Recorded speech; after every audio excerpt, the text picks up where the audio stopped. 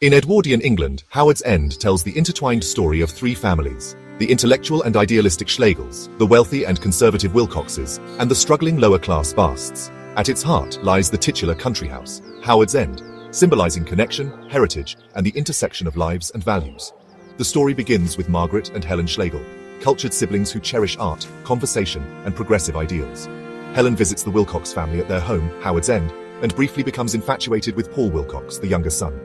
The romance fizzles out quickly, leaving an awkward tension between the families. Despite this, Margaret forms a bond with Ruth Wilcox, the matriarch of the Wilcox family, who is gentle and deeply attached to Howard's End. Ruth admires Margaret's spirit, and sensing her own mortality, decides to leave the house to Margaret in a handwritten note.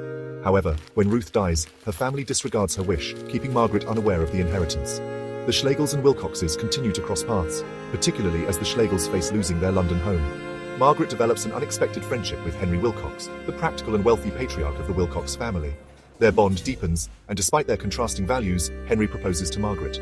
She accepts, hoping to bridge the gap between their worlds. Meanwhile, Helen befriends Leonard Basts, a poor clerk with intellectual aspirations, and his wife Jackie. Helen feels responsible for Leonard after Henry offhandedly advises them to change jobs, leading Leonard to financial ruin.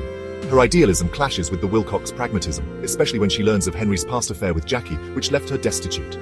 The tension between the families comes to a head when Helen becomes pregnant with Leonard's child after a moment of compassion and intimacy. Ashamed and overwhelmed, she retreats to Europe, avoiding her family. Margaret eventually persuades her to return to England, and the sisters reunite at Howard's End. Leonard, desperate and seeking closure, arrives at Howard's End. In a tragic turn, Charles Wilcox, Henry's son, confronts Leonard and strikes him with a sword in a fit of rage. Leonard collapses and dies, not from the blow, but from a weak heart worsened by his hardships.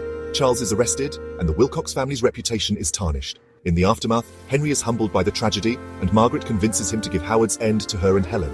Helen decides to stay at the house with her child, representing a hopeful blending of the old and new, the practical and the idealistic. Margaret's dream of connection and understanding is finally realized at Howard's End. Howard's End is a poignant and richly layered novel that examines human relationships, societal divides, and the enduring importance of connection. The novel's exploration of class, family, and the quest for a meaningful life resonates deeply, making it a timeless classic. Through the lives of the Schlegels, Wilcoxes, and Basts, Forster weaves a narrative that is both intimate and expansive, capturing the essence of an era and the complexities of human nature. Howard's End remains a powerful reminder of the need for empathy, understanding, and the courage to bridge the divides that separate us.